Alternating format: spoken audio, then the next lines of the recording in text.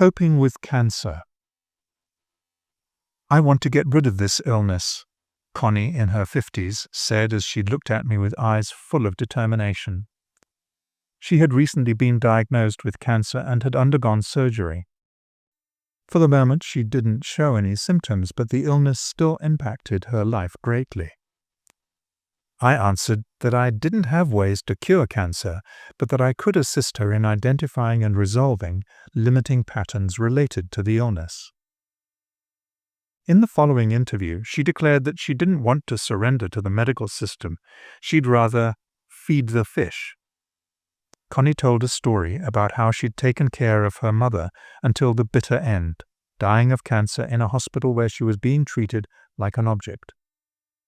She described a scene in a ward where her mother was deteriorating and in pain and was being shoved around in her gurney. When Connie protested against this treatment, the physician in charge responded arrogantly.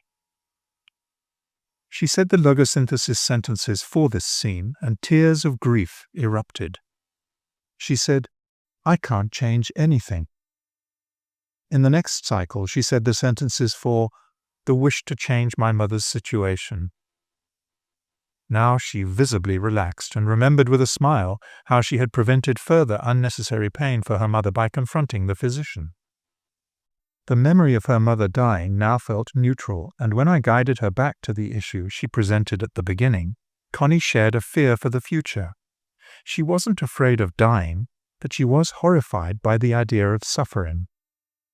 In the third cycle, I gave her 3 sentences for this image of herself suffering. Once she had finished this process, the horror was gone, and she said, "I can manage whatever may happen."